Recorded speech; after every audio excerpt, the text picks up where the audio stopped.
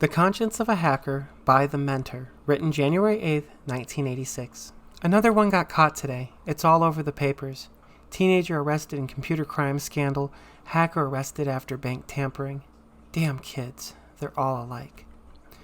But did you and your three-piece psychology and 1950s techno-brain ever take the time to look behind the eyes of the hacker? Did you ever wonder what made them tick, what forces shaped them, what may have molded them? I am a hacker. Enter my world. Mine is a world that begins with school. I'm smarter than most of the other kids. This crap they teach us bores me. Damn underachiever, they're all alike.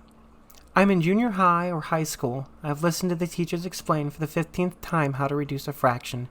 I understand it. No, Miss Smith, I didn't show my work. I did it in my head.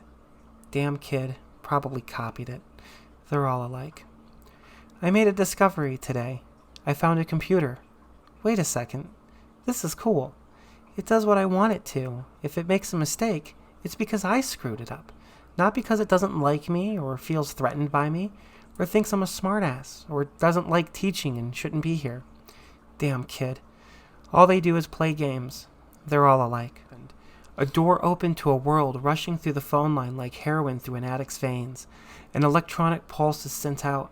A refuge from the day-to-day incompetencies is sought. And a board is found. This is it. This is where I belong.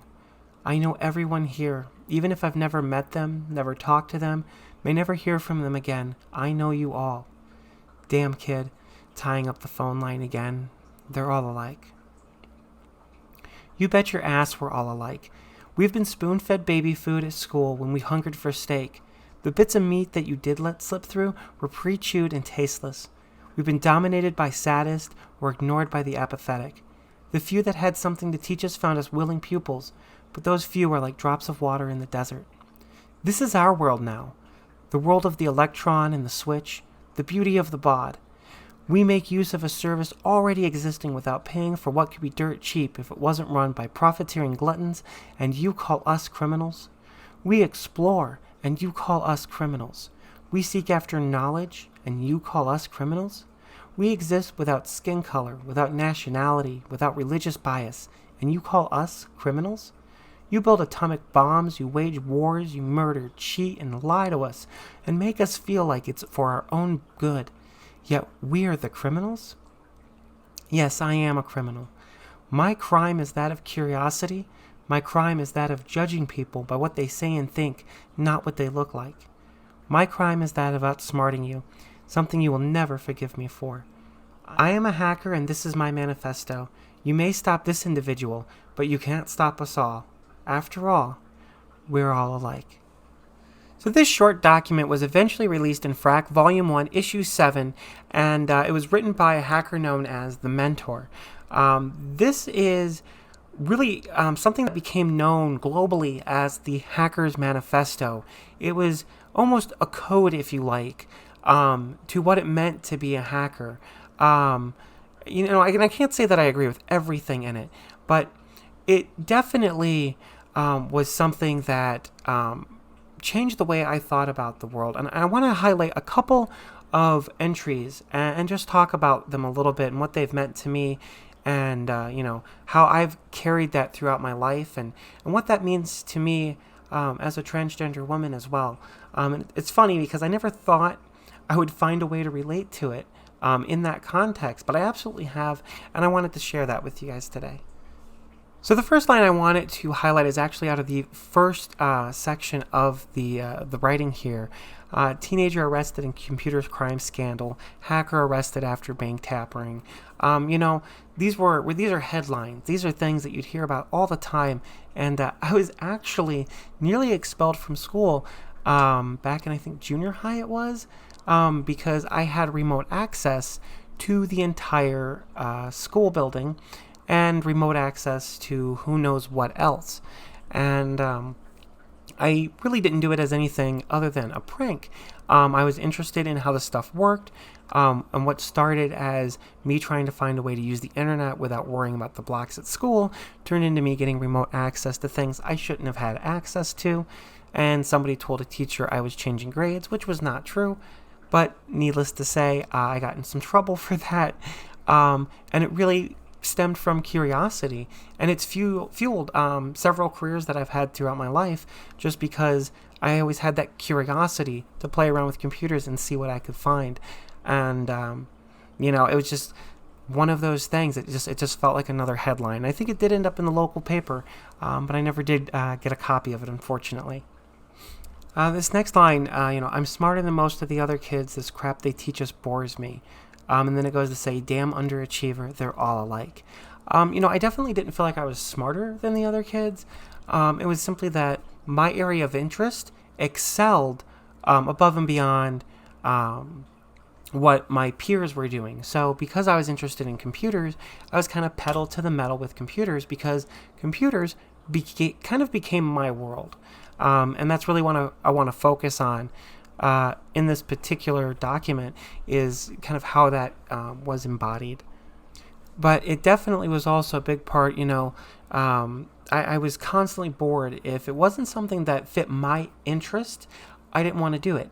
And I am diagnosed ADHD, it was ADD back in the day, but I guess they call it ADHD now. And no, I'm not medicated. So have fun with that information, if you will. It is very fun in my brain. But yeah, everything tended to be pretty boring for me in school, so I hyper-focused. And so I wanted to kind of move down to the main line that really got me here. And that was kind of what connected with this line here. I made a discovery. I found a computer. This is cool. It does what I want it to. If it doesn't work right, it's because I told it to do something it couldn't do. It was a place in my life where I had control when I felt like I had no control at all. I wasn't doing well in school. I was placed on an IEP, which is basically an informed learning plan with the school and my parents. And it essentially had become this thing where the school is constantly telling I'd never be able to do basic things like reading. And then, me coming back and pushing through that as hard as I could, because I didn't like somebody telling me that I wasn't capable. So when I finally found computers, it was like I had found a world of my own where I didn't have to worry what other people thought about me.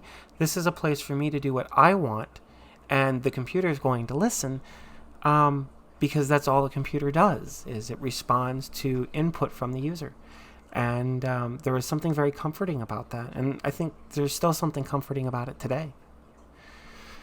And this is the line that really gets me. And honestly, I've been trying to find a way to make a tattoo out of this for years, and I still can't come up with one. I don't think text looks great on skin, but this line here really gets me. And then it happened. A door opened to a world rushing through the phone line like heroin through an addict's veins. An electronic pulse is sent out. A refuge from the day-to-day incompetencies is sought. Being ADD or ADHD, and having the issues I did growing up, and dealing with the gender dysphoria that I knew about, but I was suppressing so heavily. This line speaks to me more than any other in this entire document. It's why I wanted to do a vlog video on it. Back when I first got online, dial-up was the only way to go. In fact, I remember racking up $1,000 phone bill or so that turned into me having my first job, because my parents weren't about to pay that bill. That was for sure. I spent over $1,000 dialing into dial-up servers and other computers around the world. So I was into everything from BBSs over your typical phone line to traditional 56K dial-up internet. And that's what it felt like. It felt like a door opening to a world. It felt like heroin through an addict's veins. It was the one place where I could be myself. It was the one place where it didn't matter what anybody thought. And frankly, nobody knew more than I told them. So online, I could be whoever I wanted to be. Online, I could be myself. And if there was ever a problem with somebody, it's not that hard online to just get away from that individual, depending on the amount you share about yourself, obviously. The more you share, the harder that gets, without a doubt. Can't really hide after a while. But, yeah, this one gets me. Because that's really what the internet was to me. Let's take a look at the next one. This is it. This is where I belong. I know everyone here, even if I've never met them, never talked to them, and may never hear from them again. I know you all. This was referring mostly to the world of IRC. If you're familiar with Discord and other services, IRC is basically just plain text chat over the internet. And, there was a lot of very influential people throughout my life that I met on IRC that have definitely moved my life in different directions. There's a lot of things I wouldn't be able to do today if it wasn't for those people. And I never met any of them in person. Most of them, I never learned their real names. If I did, who knows if that actually was their real name. But it didn't matter. Like I said earlier, dealing with running up the phone bill, damn kid tying up the phone line again. That was me. I remember there was a phone line in my bedroom, and it didn't have a wall plate. It was just bare wires sticking out of the wall. Well, I decided I was going to take those 4 wires and connect them to the modem on my computer, and sure enough, I was able to get on the internet without actually having the modular plug there in place. I definitely had a lot of issues with teachers. You bet your ass we're all alike. We've been spoon-fed baby food at school when we hungered for steak. Even thinking outside of technology, look at sex education.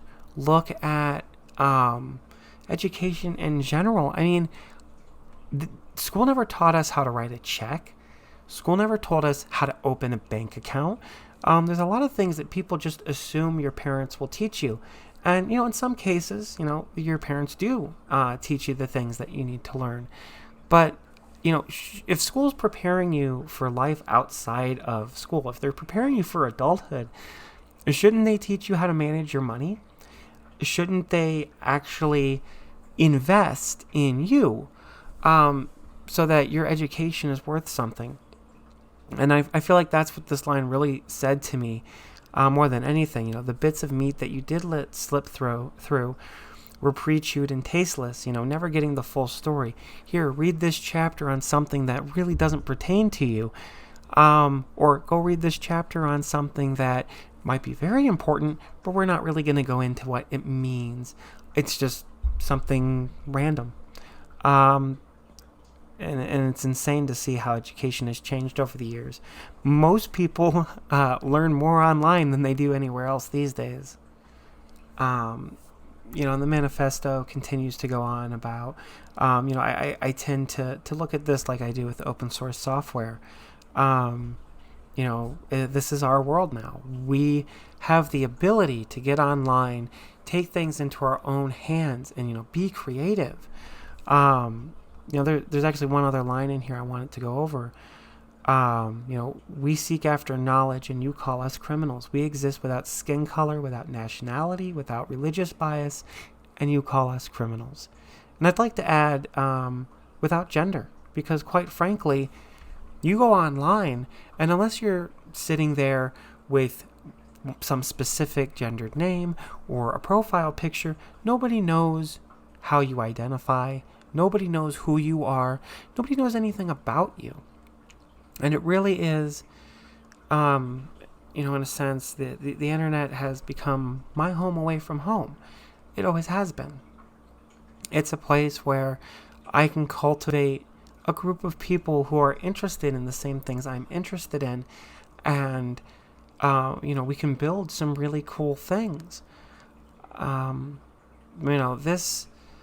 This document changed my life because, and I swear I've read this so many times. I've read it on video so many times. I've made remixes of it. Absolutely love it because growing up, I was treated as just another misfit that, at least by my school, just another misfit that was going to either make a lot of money with computers or get in a lot of trouble with computers.